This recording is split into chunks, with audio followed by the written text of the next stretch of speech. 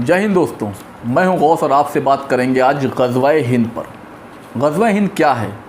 हिंदुस्तान में इधर कुछ दिनों से जिस तरह का सांप्रदायिक माहौल ख़राब किया जा रहा है, उसमें हिंदुओं को, ख़ास करके उन हिंदुओं को जो सांप्रदायिकता के माहौल बिगाड़ने में मददगार हैं, उनको ग़ज़वा-ए हिंद नाम की बंदूक से डराया जा रहा है। और ये काम कर रही हैं वो राजनीतिक सियासी पार्टियाँ जिनको सांप्रदायिकता बढ़ा करके अपनी रोटियों सेकने में मज़ा आता है। वो हिंदुस्तान के उन हिंदुओं को जो संघ के दिमाग से चलते हैं, जो नफ़रत का माहौल बना करके हिंदुस्तान को बर्बाद करना चाहते हैं, उनको इस तरह की बातें बताई और सिखाई जा रही हैं कि मुसलमान ग़ज़वा-ए हिंद करने वाले हैं, ग़ज़वा-ए हिंद हिंदुओं पर अटैक होगा। इस तरह की बातें बताकर ग़ज़वा-ए हिंद का डर दिखाकर अपनी सियासी पार्टियों को, अपनी सियासी रोटियों को सेक रहे हैं। बात दरअसल है क्या और बात बताई क्या जा रही है? इस बात में एक शेर है कि मैं बहुत जानता हूँ मज़हब-ए इस्लाम को, मैं बहुत जानता हूँ मज़हब-ए इस्लाम को, बस अपने बारे में बेखबर हूँ। तो अपने बारे में कुछ नहीं जानते और मज़हब-ए इस्लाम के बारे में सब कुछ जानते हैं, जो कि सरासर झूठ और अफवाह है। दोस्तों, चैनल पर नए हैं तो चैनल को सब्सक्राइब कर लें। नीचे सब्सक्राइब बटन आ रहा है, टक से करना है, अपने आप सब्सक्राइब हो जाएगा, आपको कोई मेहनत नहीं करनी।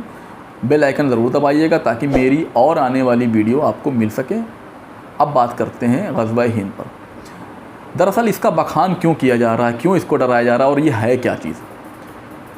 पैगंबर इस्लाम हज़रत मोहम्मद सल्लल्लाहु अलैहि वसल्लम, जिनको मोहम्मद साहब कहा जाता है, उनकी एक पेशिंग गोई है। पेशिंग गोई यानी कि भविष्यवाणी, प्रेडिक्शन।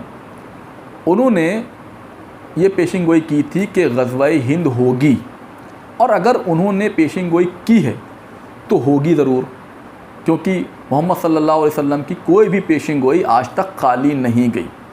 लेकिन उन्होंने पेशिंग गोई की थी, क्यों की थी, कब की थी और किस लिए की थी और कहाँ के लिए की थी, ये समझना ज़्यादा ज़रूरी है। जैसा कि आप जानते हैं कि 1947 में भारत आज़ाद हुआ, भारत का एक टुकड़ा बना पाकिस्तान। 1972 में पाकिस्तान से बांग्लादेश निकाला गया। यानी कि अगर हम बात करें मौजूदा दौर 2022 में, इस वक्त हिंदुस्तान 3 टुकड़ों में बटा हुआ है। एक हिस्सा पाकिस्तान, एक हिस्सा हिंदुस्तान और एक हिस्सा छोटा सा बांग्लादेश। लेकिन क्या आप जानते हैं कि 17वीं शताब्दी तक भारत एक बहुत विशाल, समृद्ध, अखंड भारत था। उसके राज्य में आपका हिंदुस्तान, पाकिस्तान, तजाकिस्तान, उज़्बेकिस्तान, अफ़गानिस्तान, ये सब शामिल थे। इसको अखंड भारत कहते थे और ये संपूर्ण भारत था। ये बात है 17वीं शताब्दी तक की। मोहम्मद सल्लल्लाहु अलैहि वसल्लम ने जब ये भविष्यवाणी की थी, उस वक्त 1450 साल पुरानी बात है। तब 1450 साल पहले उन्होंने ये पेशिंग गोई की थी कि ग़ज़वा-ए हिंद होगा। और आपको मैं बता दूं कि जिस वक्त ये पेशिंग गोई की गई थी, उस वक्त हिंदुस्तान एक बहुत बड़ा हिंदुस्तान था। जैसे कि आपने आपको बताया कि पाकिस्तान, अफ़गानिस्तान, उज़्बेकिस्तान सब उसमें शामिल था। तो उस वक्त के हिसाब से जो बात की जाए तो आज जो ग़ज़वा-ए हिंद की बात हो रही है, इसका भारत से कोई लेना देना नहीं है, ना हिंदुओं से कोई लेना देना है। इसका लेना देना ग़ज़वा-ए हिंद का हिंदुस्तान से ज़रूर कहा गया था, लेकिन वो हिंदुस्तान का हिस्सा अब हिंदुस्तान में है ही नहीं। हदीस में साफ साफ ज़िक्र है कि खुरासान से निकलेगा एक जुलूस। खुरासान ये कहाँ है? आपकी स्क्रीन पे एक अफ़गानिस्तान का मैप आ रहा है। इस अफ़गानिस्तान के इलाके में एक सूबा है खुरासान। हमारी किताबों में, जो कि ज़ईफ़ किताबें ये होती हैं जो बहुत इंपॉर्टेंट तो नहीं रखती हैं, लेकिन इंपॉर्टेंट ज़रूर होती हैं। हालांकि हज़रत अबू हुरैरा रज़ी अल्लाह ताला अन्हु ने भी इसकी तस्दीक की थी। वो सहाबी थे। अब सहाबी कौन होते हैं, पहले ये भी समझ लीजिए। सहाबी वो होते हैं जो हुजूर के साथ हर वक्त रहते थे और उनकी बातों को लिखा करते थे। तो इसलिए अगर उन्होंने कहा है तो इसमें सच्चाई की गुंजाइश है, क्योंकि इसकी कोई सही और पुख्ता जानकारी किसी के पास नहीं है। अब जो जानकारी है उसके हिसाब से बात कर लेते हैं। तो हिंदुस्तान जो कि 17वीं शताब्दी में बट चुका है और वो अब अफ़गानिस्तान बन चुका है, वहाँ एक सूबा है खुरासान। वहाँ से लोग निकलेंगे इस जंग के लिए, जिसको ग़ज़वा-ए हिंद कहा जा रहा है। लेकिन ये निकलेंगे अफ़गानिस्तान से, मुझे ये भी यकीन है, और ये जाएंगे यरूशलेम। इसका हिंदुस्तान से क्या लेना देना। हिंदुस्तान से निकलने की बात हुई थी क्योंकि तब 1450 साल पहले हिंदुस्तान एक था। जैसे कोई 1900 की सदी में ये बोल दे कि कराची हिंदुस्तान में था तो वो बात सही साबित होगी ना, क्योंकि अब कराची भले हिंदुस्तान में ना हो लेकिन 1900 की सदी में कराची हिंदुस्तान में था।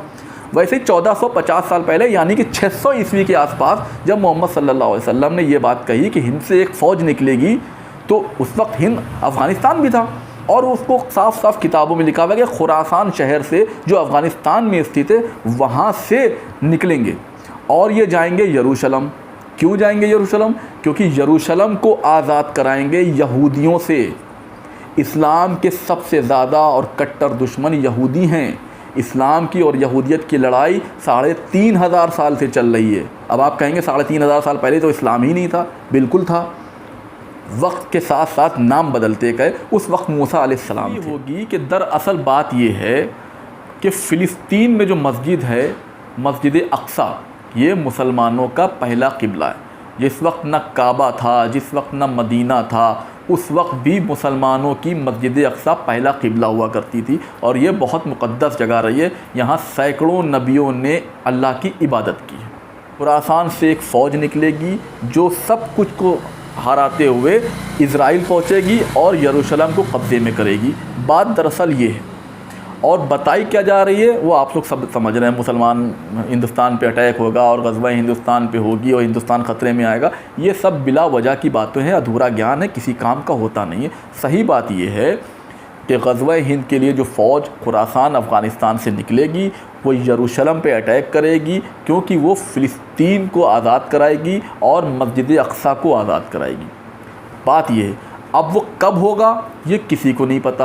हो सकता है वो आने वाले 100-150 साल में हो सकता है वो आने वाले 400-500 साल में हो सकता है वो 1000 साल बाद हो। इसकी किसी को कोई रिकॉर्ड है ही नहीं।